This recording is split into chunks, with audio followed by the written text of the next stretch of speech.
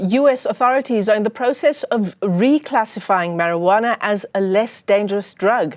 Currently, the herb is in the same category with heroin, ecstasy, and LSD. The move is likely going to put marijuana under Schedule 3 drugs. That's a classification shared by some prescription drugs. Let's get you more on the story and exactly what it means. Joining us is Shad Vayesh. He's a lawyer and he's the CEO of Only Farms. Shad, it's great to talk to you. Thanks very much indeed for coming on. And it reminds me of how we have sort of reclassified marijuana in many respects, right? Do you think this move by the US is progressive? Would you call it that?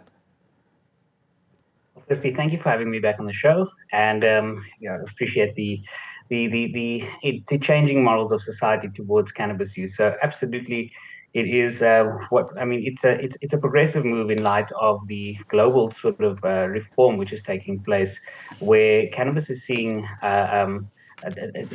it's being viewed in a less than serious or as seriously as it was before. Sort of manner, and where we look at, in South Africa, we've quite recently had the Labour Court judgment, which allows for, or which essentially obliges employers to meaningfully consider, the changing morals of society and the treatment of cannabis by society in light of workplace policy and safety. Yeah, and in fact, in the US since 1971. Marijuana has been a Schedule 1 drug. And I think perhaps with our court process here in South Africa, we might be thinking differently about Schedule 1 versus Schedule 3. But Schedule 1 essentially is that there's no accepted medical use and there is a potential for abuse, whereas Schedule 3 sort of relaxes those conditions quite a bit. Indeed. We're seeing the increasing rise of cannabis use for whether it's for medicinal purposes or recreational purposes, and as many have been campaigning for over the years, cannabis it should not be perceived as of no medicinal value. Mm-hmm. Yes, the research is early. Yes, there's still a lot of work to be done. But none of that can be done without evidence base, without a real evidentiary base, and that requires us approaching it in a different light, allowing researchers to be able to do the work that they do. I imagine that part of how this is going to impact the US market is that it's going to be a blow for the black market, right?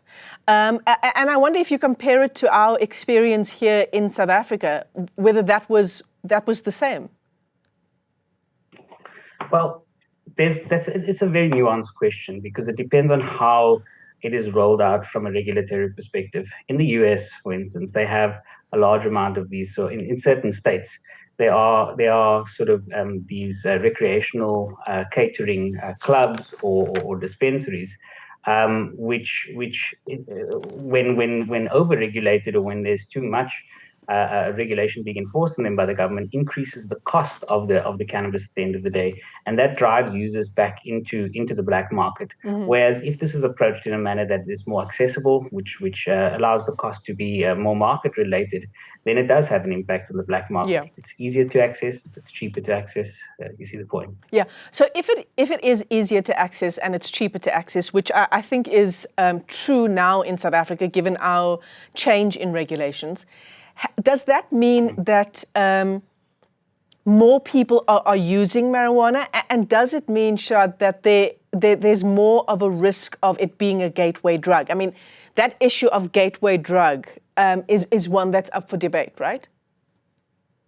Absolutely. But I mean, the issue of gateway drug is also nuanced because it depends on, if you look at what is a gateway drug, it's something that's supposed to lead you to go and do other things. But the reason for that is often the prohibition in and of itself. So when you look at, things becoming more available, more socially acceptable, and also controlled in circumstances that are, for instance, like in South Africa, for private use only, away from the public eye, away from children, then one looks at, okay, if you compare it to alcohol, for instance, alcohol is not supposedly considered a gateway drug. It's become more socially acceptable. Yet the harms of alcohol are also not to be ignored. So while that is definitely a debate, and while that's definitely a concern, there's a way in which we can roll this out, and there's a way in which it is currently being rolled out. The courts have allowed for private adult use only, Yeah.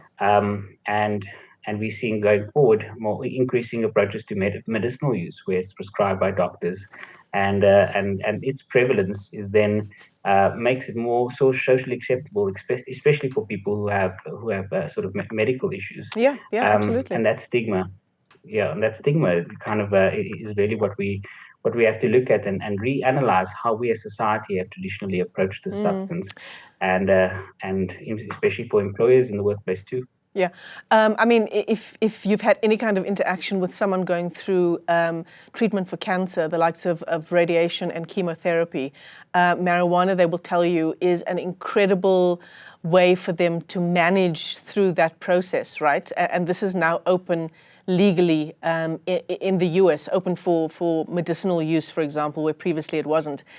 In the US as well, Shad, interestingly, the first time that many people would have had a run-in with the law in the US would have been as a result of marijuana use, right? This is true. I mean, the number of incarcerated individuals who are people who are incarcerated due to purely marijuana is staggering, and the disproportionate effect that has had on communities of color, Black people in America. Whereas now we're seeing businesses pop up, people are making very large amounts of money for essentially the same thing. So it's something that we really need to look at, how we start to redress these issues in society as we destigmatize and as society's views towards this changes. Yeah, and criminal records, and I'm talking about the US again, for marijuana use or possession. We know what that means. It means you can't access employment, you can't access housing or even educational opportunities. Absolutely. I mean, in certain instances, we have to go through the issue of expungement of crimes. This is dealt with in the upcoming Cannabis for Private Purposes bill, which has been passed by the National Assembly but hasn't yet been signed by the President to a certain extent. However, the long-standing impact that incarceration and that the stigma, the illegality of cannabis has had on people across from all walks of life is something that we will take some time to really redress. But that being said, cannabis isn't a cure-all for all things. It shouldn't be. It's. I look at, for instance, in my personal experience of people who are using it for let's say cancer treatments.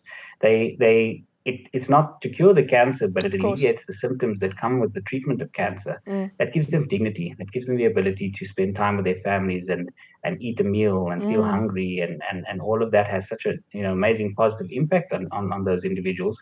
But they feel so. They feel like they have to hide that from the world. They feel that it's not something that's spoken about very often, and that's something that we have to change over time. Absolutely. I think we'll end the conversation on that note. Shad Vayesh, a great pleasure talking to you. He's a lawyer and he's also the CEO of Only Farms. Just talking about the US moving to reclassify marijuana in what is really a historic shift in policy.